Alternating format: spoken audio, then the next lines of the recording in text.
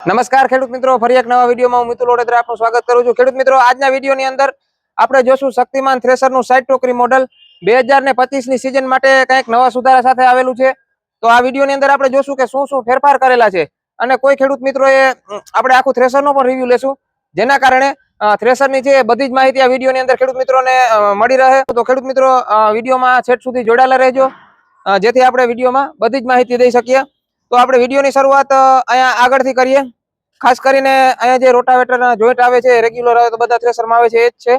બીજી એક ખાસિયત છે, અહીંયા જે બધા થ્રેશરોમાં આપણે આવડા આટાના બોલ્ટ આવે છે, જે આપણે થ્રેશર ક્યારે ફસાણું હોય અને રિવર્સ પીટીઓ મારવું હોય તો અહીંયા ખુલી જતા હોય છે, પણ અહીંયા જો તમે ઘીસીવાળી ચોકડી આપેલી છે લોકવાળી, અહીંયા હવે આવડા આટાનો બોલ આવતો એ નીકળી ગયો છે, જેથી આપણે રિવર્સ પીટીઓ આપણા ટ્રેક્ટરમાં હોય તો આરામથી એનો ઉપયોગ કરી શકીએ છીએ। પ્લસ હવે આવે છે સ્પીડ મેન્ટેન ડ્રમની, કે અલગ અલગ પાકમાં કેટલા આરપીએમ દેવા એના માટેની 3 પુલી આવે છે।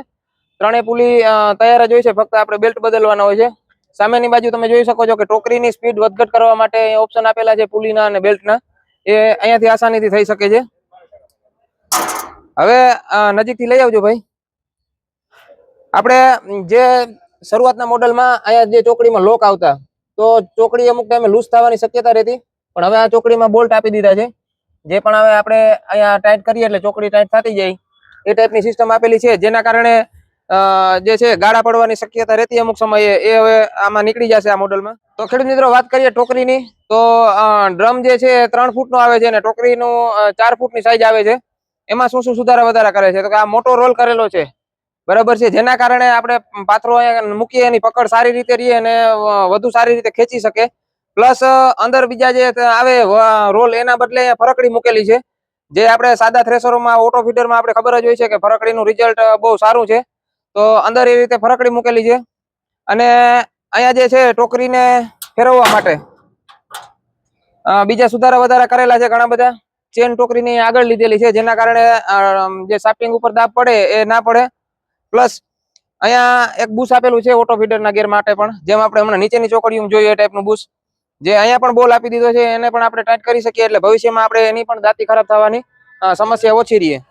અહીંયાના જે બેલ્ટ આવે એને ટાઈટ ઢીલા આપણે ભવિષ્યમાં થયા હોય તો એના માટે તમે જોઈ શકો છો ગરેડો મૂકેલો છે, કે આપણે લૂઝ થાય કોઈ બેલ્ટ તો એને ટાઈટ કરી શકીએ અહીંયાથી આસાનીથી, એ ટાઈપની સિસ્ટમ અહીંયા આપેલી છે।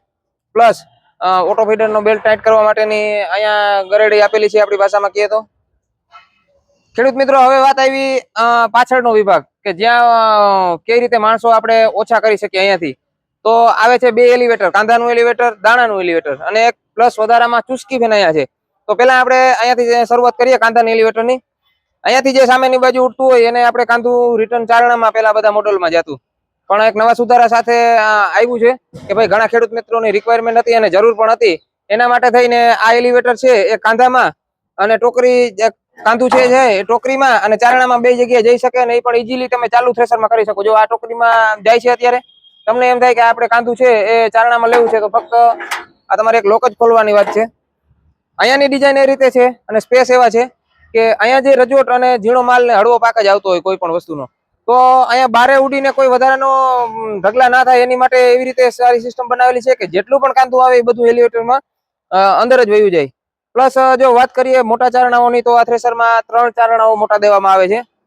મોટા ચારણાઓમાંથી જે વધારાની ડાકરી વાળો માલ આવતો હોય, જેમ કે જેમાં દાણા ના આવતા હોય, તો એમાં એની માટે ખાસ કરીને ચુસ્કી ફેન મૂકવામાં આવેલો છે, જેને તમે અહીંયા હેન્ડલ દ્વારા ઓપરેટ કરી શકો છો ઉપર નીચે। અહીંયા એનું એડજસ્ટેબલ આપેલું છે, જેને આપણે ઉપર નીચે કરીને જેટલો માલ ઉપડાવવો હોય એટલો અહીંયાથી ઉપાડી શકીએ છીએ।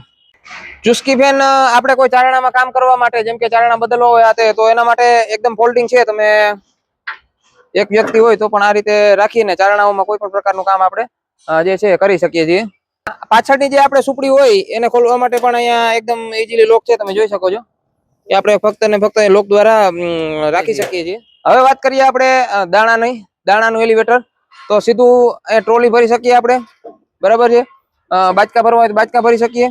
અને આ એલિવેટર એકદમ ફોલ્ડિંગ છે, કે સાંકડા રસ્તામાં લઈ જવું હોય તમે જોઈ શકો છો આ રીતે સાંકડા રસ્તામાં લઈ જઈ શકીએ। આની જે હવાની સિસ્ટમ છે એ અલગ અલગ પાક મુજબ અલગ અલગ પ્રકારની હવા દેવા માટે અહીંયાથી ફક્ત ને ફક્ત એક ફોલ્ડિંગ કવર ખોલીને તમે બેલ્ટ બદલાવી શકો છો।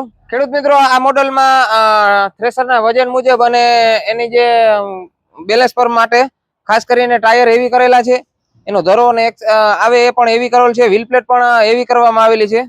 હવે ખેડૂત મિત્રો વાત આવી ખાસ કરીને કટર જારીની, કે કટર જારી કઈ રીતે બદલે. આપણે વારંવાર પાક બદલે એટલે કટર જારી બદલાવાની થતી હોય છે.